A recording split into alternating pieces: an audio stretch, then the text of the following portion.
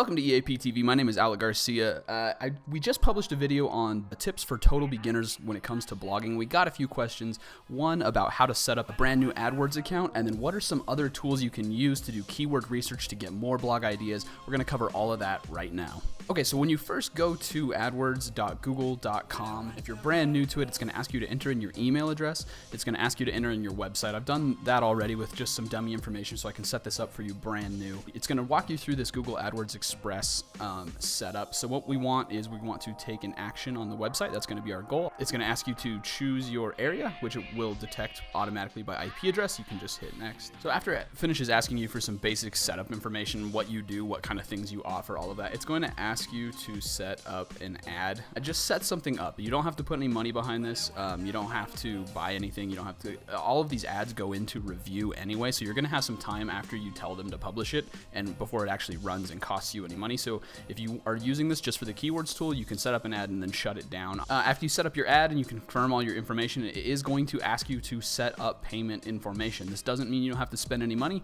Like I said before, you can shut this ad down right away as soon as it goes into pending or goes into review, which is what we're going to do. Okay, so I entered my payment information and we're going to continue to our dashboard. So once you're on your Express dashboard, you can actually just go to your ads and turn that one off that you had just created. So that way it's not spending any money. If you're only doing this for the keywords research tool, you can just shut that down, and then I'll show you how to get to those tools next. But once you have your account set up, it's going to force you into Google AdWords Express, and there's really not an easy way to get from your AdWords Express dashboard over to the original full just AdWords dashboard.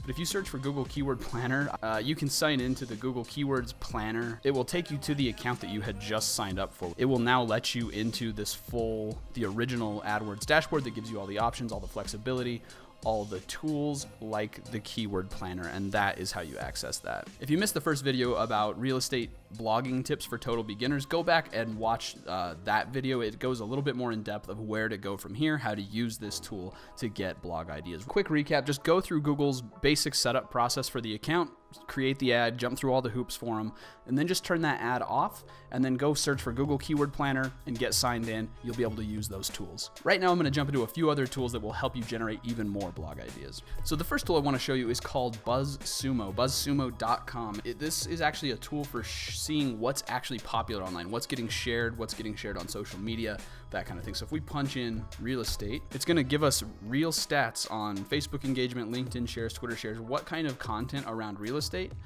is getting shared and consumed the most. This is a great place to come for inspiration. It tells you, instead of you having to guess, it tells you what people are interested in. So there might be a couple good article ideas in here, right? Tesla solar roof installations begin in 2017. You could write an article about green technologies in homes, the 5 things you need to know before you go solar. If you're in a little bit more of a rural area, tiny homes might be a good topic for you. It does seem to still be a pretty popular trend. If you're in Los Angeles, it might not be as effective, but tiny homes, that could be a good topic that you could get a couple articles out of. Just in terms of offering expert industry advice and then translating that into now here's what that means for you as a first-time home buyer. You might be able to tap into the insurance rate cuts and hikes and all that stuff that's going on. If you can translate that from jargony, government, financial speak into usable, interesting content for your readers, that might be helpful, especially for first-time home buyers. This is a good one, Self-Made Millionaire Buy a Home. You could do a version about, a version on your own site about homeowners tend to have a higher net worth, and then you could put a call to action at the bottom of that post, ready to become a homeowner. Click here to get our first-time home buyer's guide. I do want to clarify too on some of these. Some of these are paid services. They'll let you, as you can see here, it cuts you off. You have to sign up for the Buzzsumo Pro. They'll let you do some free searches, and then they'll try to get you to sign up for their service. If this is something you're interested in, you can sign up for these, but you absolutely don't have to. If you bounce around between a few of them, you can usually do enough free research. That plus the Google Keyword Planner, you can usually do enough free research to get you going on a good blog idea. Another fantastic tool beyond just the Keyword Planner is this part of Google called google.com/trends/correlate. And this is going to tell you what specific keywords correlate with other keywords. So for example, if we type in Albuquerque homes for sale. So as you can see here, it's not just going to tell us search volume for Albuquerque homes for sale. It's going to tell us what other keywords correlate with that keyword. So for example, as people are searching for Albuquerque homes for sale, they're typically also searching for schools in Albuquerque, homes for sale in Albuquerque, just a different phrasing. Luna Community College, UNM Law, New Mexico student loans. So you can see here that a lot of people who are searching for Albuquerque homes for sale are probably also interested in information about colleges, university education, that kind of stuff. So it might not be a bad idea to also pepper in some blog posts about schools, about the university. So another good tool is Moz, Moz's Keyword Explorer. Again, this is one of those ones where they'll give you a couple searches and then they cut you off. But you can go in here and actually search for your area and real estate, and it'll give you a good list of different keywords: cheap houses for sale in Atlanta, houses for sale in Atlanta, GA, under $10,000. So these are all good fodder for blog posts. If you could do one about distressed homes that are just people are practically giving them away for the under 10,000, that might be a good one.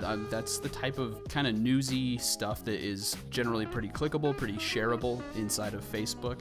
You can just see here there's a lot of great ideas to get you going. If you're not sure how to turn some of these into headlines, do go back and watch that other video, and I walk through that step by step, what kind of headlines work best and which headlines are going to get read and clicked the most. The final tool I want to show you is going to be pretty interesting, I think, to a lot of you. You can actually go to Google and search top, whatever your market is, top real estate agents in your area, and go here and see who's showing up on the very top. You're going to see Zillow and Yelp and those kinds of things, and you're going to want to ignore them. So let's go and let's grab the top actual agent website that we see that's showing up at the top of Google, and we can go punch their address into this SpyFu website, SPYFU, SpyFu.com, and it's going to actually tell you for their domain how many organic keywords they're ranking for, estimated SEO clicks monthly, and it's going to tell you who their competitors are. It's going to tell you the top keywords that they're ranking for. So you can just go through with this tool and enter in the domains of your competitors and see. It's not going to show you everything. This is one of those paid services that gives you a little bit of free stuff. It is going to give you some ideas of what types of keywords your competitors are ranking for, and then you can try to compete within those same fields,